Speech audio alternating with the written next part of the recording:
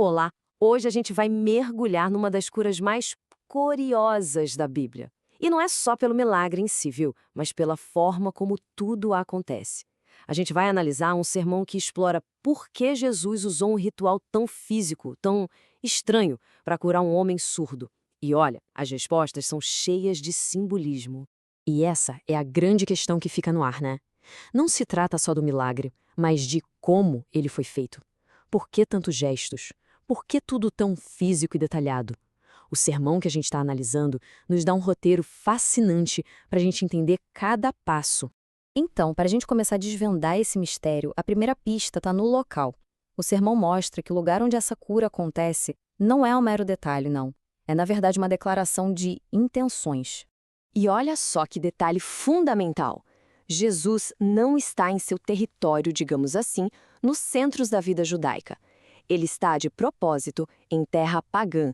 E o sermão aponta que isso não é um acaso. É uma mensagem poderosa sobre o alcance da sua missão. E essa citação do sermão, olha, ela resume a ideia perfeitamente. A jornada de Jesus por essa região mostra que a missão dele não tem fronteiras, não é para um povo só. Como a fonte menciona, o pão dos filhos é para ser compartilhado com todo mundo. Bom, agora vamos olhar para o homem que está no centro disso tudo. O sermão nos convida a ver a condição dele não só como uma doença física, mas como algo bem mais profundo.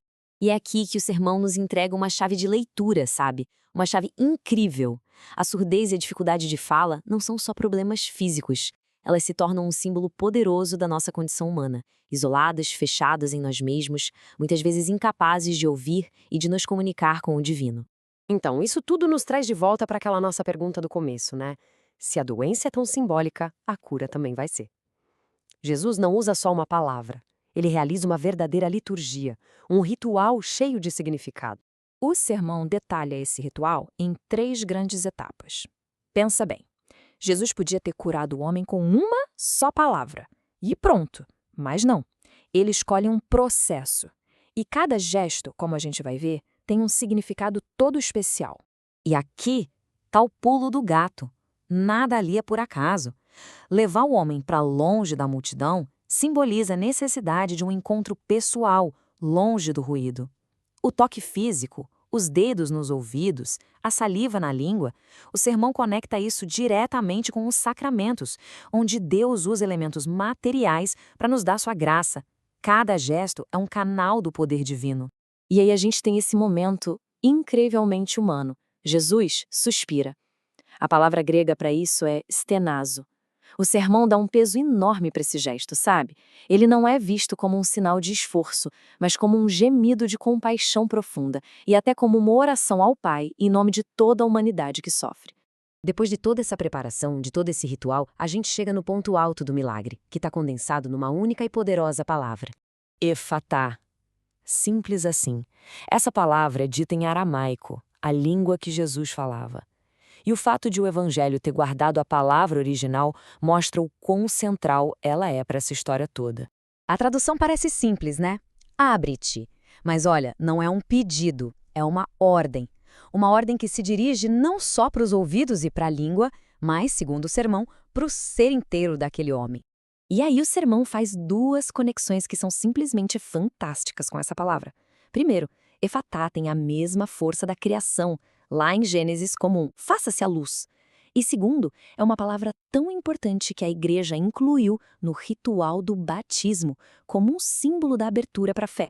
Ok, o milagre aconteceu, mas a história e a análise do sermão não param por aí não. A reação da multidão é a chave final para a gente entender tudo. A galera, claro, fica maravilhada, mas o sermão aponta uma coisa. As palavras que eles usam são muito mais do que um simples elogio. Elas carregam um significado teológico profundo. E é aqui que a análise do sermão amarra todas as pontas.